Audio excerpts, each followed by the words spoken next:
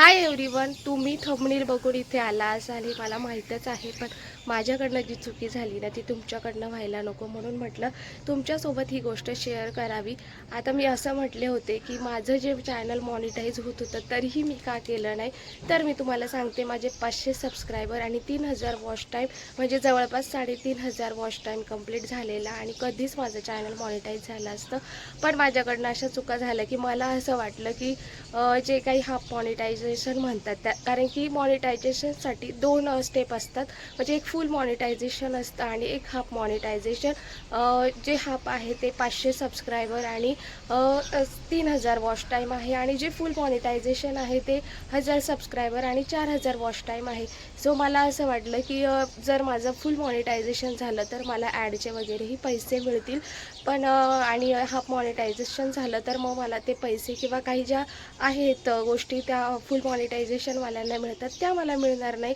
त्यामुळे मग माझं जे काही झालेलं होतं 500 सबस्क्रायबर 3000 वॉच टाईम तिथे आलेलं, पण की तुम्ही अप्लाय करू शकतात मॉनिटायझेशनसाठी, तरीही मी केलं नाही. आणि त्यानंतर मला आता इतका पस्तावा होतो आहे ना की त्यावेळेस मी माझं चॅनल मॉनिटाईज तरी झालं असतं ॲटलिस्ट. आणि आता असं झालं आहे, मी आत्ता जस्ट एक व्हिडिओ बघितला आणि त्याच्यामध्ये असं होतं की हाफ मॉनिटायझेशन केल्यानंतर जे शॉपिंग आपण वेगवेगळ्या ॲप्स असतात, जसं मिशो आहे, ॲमेझॉन, फ्लिपकार्ट, त्यावरनं शॉपिंग केलेल्या ज्या वस्तू असतात त्या वस्तू जे काही शॉपिंगचं आहे आपल्या अर्नमध्ये वाय टी स्टुडिओला, तिथे आपण ओपन केलं तर त्या लिंक ज्या वेळेस आपण शेअर करतो ना, तर आपल्या ज्या लिंक्सवरनं जर कोणी शॉपिंग केली तर ते पैसे आपल्याला मिळतात. सो तिथून आपली अर्निंग चालू झाली असती. आणि आता मला इतकं हे होतं आहे की मी का ते जे होतं ना ते मॉनिटाईज नाही केलं. पण चला, आता आणखी थोड्याशा जोमाने पुन्हा जास्त व्हिडिओज टाकण्याचा माझा प्रयत्न मला करावा लागणार आहे, जेणेकरून माझं, कारण की आता माझं 1-1.5 वर्ष होऊन गेलं आहे आणि माझा वॉच टाईम बराचसा कमी व्हायला लागला आहे. सो आता कारण की मुलांची एक्झाम चालू होती, मध्ये आपला आजार पण येतं, कुठल्याही गोष्टी सांगून येत नाही. त्यामुळे माझा व्हिडिओ टाकण्याचं, पहिले मी डेली व्हिडिओज टाकत होते, मध्ये मध्ये महिनाभर तर डायरेक्ट बंद केले. आणि त्याचा परिणाम असं झाला की माझं वॉच टाईम खूप जास्त कमी झालं. आणि ज्यावेळेस माझं 3500 वॉच टाईम झालं आणि त्याच्यानंतरच मी आजारी पडले, आणि म्हणून माझं व्हिडिओज पोस्ट झालेच नाही. नाहीतर माझं आत्तापर्यंत चॅनलही छान असं मॉनिटाईज झालं असतं, त्यावेळेस व्ह्यूजही छान येत होते. सो असं आहे. तर आता चला, गोष्ट जी झाली ती झाली, पण यातून मी खूप हे शिकले की जास्तीचा हेवा न करता सध्या जे मिळते ते तरी मी घेतलं असतं ना, तर मला पुढे सोपं झालं असतं. सो तुम्ही कोणी जर तुमचं चॅनल हा मॉनिटाईज होत असेल ना, तर नक्की करून घ्या.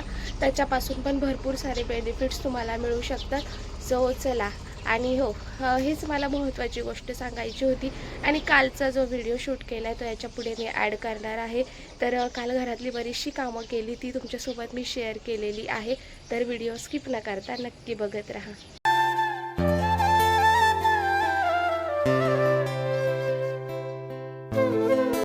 कालचा व्हिडिओ तुमच्यासोबत इथे शेअर करते आणि हा लास्ट टिफिन आहे, कारण की यानंतर मुलांची स्कूल सकाळी होणार आहे. एक्झाम झाली की स्कूल जवळ आहे, त्यामुळे मुलं डायरेक्ट घरी येणार, त्यामुळे टिफिन बनवायची गरज नाही आहे. तुम्ही बघू शकतात की भाजीला काही नव्हतं, म्हणून माझ्याकडे जास्तीची कोथिंबीर होती. भरपूर सारा कांदा, लसूण, हिरवी मिरची हे सगळं मी ॲड केलं आणि त्यानंतर कोथिंबीर आहे ती कट करून स्वच्छ धुतली. आणि अशा पद्धतीने कोणतीही पालेभाजी करतो त्या पद्धतीने ही कोथिंबीर कट करून त्यामध्ये घालायची आहे. अशा पद्धतीने कोथिंबीरची चटणी म्हणा, कोथिंबीरची भाजी म्हणा, खूप छान लागते आणि आम्ही बऱ्याचदा करत असतो. सो तुम्ही भरपूर कांदा घालायचा, त्यामुळे ती छान लागते आणि आमच्या घरातही सगळ्यांना आवडते. आता सतत सतत कोथिंबीरची वडी असो किंवा थालीपीठ, ते काही मुलांना आवडत नाही, म्हणून म्हटलं. आणि कोथिंबीर अशी गोष्ट आहे की ती लवकर सुकून जाते किंवा खराब होते, त्यामुळे म्हटलं चला. आणि यानंतर मग काय, माझा टिफिनचा ताण बापरे एकदाचा गेला यावर्षी तरी, म्हणजे 1-1.5 महिन्यानंतर पुन्हा जे आहे ते आपल्याला चालूच होईल. पण उन्हाळ्यामध्ये असं होतं ना की भाजीला काय बनवू, टिफिनला काय बनवू. सध्या आता हा शेवटचा टिफिन, त्यानंतर मग नो टिफिन. आणि नंतर मग मुलांची एक्झाम चालू होते. व्हिडिओ स्किप न करता पुढेही नक्की बघत राहा.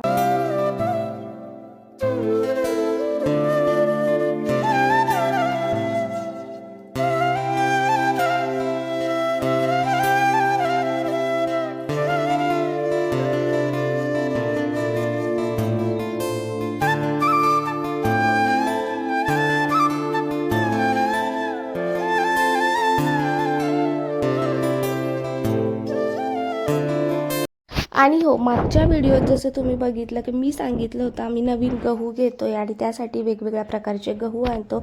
सो त्याचं दळण करून ते गहू आम्ही दळण करून आणलं होतं आणि त्याच्या पोळ्या करून बघितल्या. तर कशा येत आहे त्याही तुम्हाला दाखवते. कारण ज्यावेळेस आपण वर्षभरासाठी अशा काही गोष्टी घेतो तर त्यावेळेस आपण 5 किलो 2 किलो किंवा एखादं असं दळून आणि त्याची थोडंसं टेस्ट बघतो की आपल्याला नक्की त्या पोळ्या नरम येत आहे का, वातड होत आहे किंवा काय कसं. कारण की वर्षभरासाठीची गोष्ट घेणार असतो आणि एखादी गोष्ट जर चांगली निघाली ना तर ती लवकर संपते, पण खराब जर निघाली ना ती संपत नाही. आणि गव्हाच्या बाबतीत तर असंच होतं. पण चला, मला तरी बऱ्यापैकी छान वाटले. पण नेहमी आमच्याकडे आता हा शरबती गहू होता, पण आम्हाला अजितची सवय आहे आणि त्याच्या पोळ्या खूप जास्त सॉफ्ट येतात. त्यामुळे मग म्हटलं नको, चला इतके संपवूया, पुन्हा एका दुसरीकडे बघूया. त्यानंतर मी गेले होते शिवांशला आणायला आणि इतकं ऊन आहे ना, त्यामुळे त्यांची स्कूल सकाळची केली आणि 11 वाजता सुद्धा इतकं ऊन असतं. नमस्कार, आज मी तुमच्यासोबत एक गोष्ट शेअर करणार आहे. कारण की सध्या सुरू आहे लग्नाचा सीझन असून आपण मेकअप वगैरे करतो आणि हे आहे ब्लेंडर ज्याच्याने आपण फाउंडेशन वगैरे लावत असतो. बीबी क्रीम असो, सीसी क्रीम असो, ते सगळं व्यवस्थित स्किनला ब्लेंड करण्यासाठी हे वापरत असतो. आणि त्याच शिवांशने याला लिपस्टिक लावली आहे, जी की तुम्ही दिसू शकता. आणि ते मला क्लीन करायचं आहे. आता लिपस्टिक लावलेली जरी नसली, आपण ज्यावेळेस अप्लाय करतो सो नेक्स्ट टाइम 4-5 वेळा जरी अप्लाय केलं ना, त्यानंतर हे जे आहे ना ते क्लीन करायचं असतं. आणि ते कसं क्लीन करता हेच मी तुमच्यासोबत म्हटलं. चला, बऱ्याच जणांना माहिती असेल, पण ज्यांना माहिती नसेल त्यांच्यासाठी हा व्हिडिओ आहे. सो आता हे क्लीन करायचं आहे. सो व्हिडिओ स्किप न करता नक्की बघत राहा. तर या ठिकाणी सगळ्यात पहिले एखाद्या वाटीमध्ये पाणी घ्यायचं आहे. साधं पाणी आहे, नॉर्मल. आणि त्याच्यामध्ये तुम्ही कुठलाही शॅम्पू किंवा डिशवॉश लिक्विड असेल ना ते इथे टाकायचं. आणि त्यानंतर जे काही आपलं हे ब्लेंडर आहे, कोणी मेकअपचा स्पंज देखील त्याला बोलतं, तो यामध्ये घालायचा. आणि त्याची साईज तुम्ही बघू शकता, सध्या तरी खूप छोटी आहे. तर जास्तीत जास्त या अशा गोष्टींसाठी ना, बॉईल करणं असो किंवा दूध किंवा चहासाठी मी इंडक्शनच वापरते. कारण की सध्या बाजारात इतका गॅसचा प्रॉब्लेम आहे. आमच्याकडे नाही आहे सध्या तरी काही, पण तरी पण उगाच कशाला परीक्षा घ्यायची. त्यामुळे आपलं जितकं जमतं आहे तितकं आपण काळजी घ्यायची. आणि बघू शकतात असं छान उकळून घेतल्यानंतर त्यातलं जितकं काही फाउंडेशन आहे, लॅक्मेची सीसी क्रीम माझ्याकडे होती, त्यातलं जे काही होतं ते अशा पद्धतीने निघून आलं.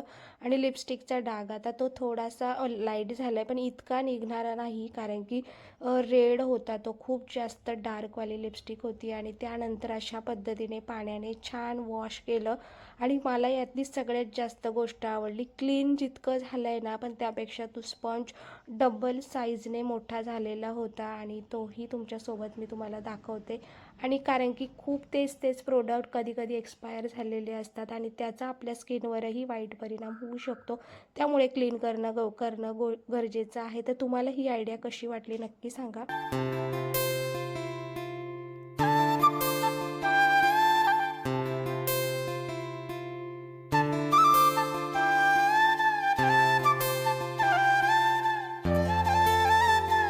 त्यानंतर दुपारच्या जेवणात मस्त अशी मटकीची भाजी बनवली होती. आणि दिवसभर मी जे कपाट वगैरे बेडरूम आवरत होते आणि त्याचा व्हिडिओ मी काही शूट केला नाही. आणि संध्याकाळी आज मुलांना पिझ्झा खाण्याचा हट्ट होता, पण आमच्याकडे काही पिझ्झा मिळाला नाही, म्हणून मग आम्ही डायरेक्टली जेवण करायला गेलो. आणि शिवांशला मसाला पापड खूप जास्त आवडतो आणि अनुसाठी इथं घेतले होते फ्रेंच फ्राईज. सो ते आम्ही एन्जॉय केले. आणि कारण की आज मिस्टरांना सुट्टी होती, कधीतरी जातो, नेहमी आम्ही जात नाही. आणि आज मीही खूप थकलेले होते, म्हटलं चला जाऊया. त्यानंतर जेवणामध्ये आज मस्त असं बटर नान आणि त्याचबरोबर पनीर पटियाला मागवली होती, जी की खूप अप्रतिम होती. सो असा होता आजचा दिवस. चला बा.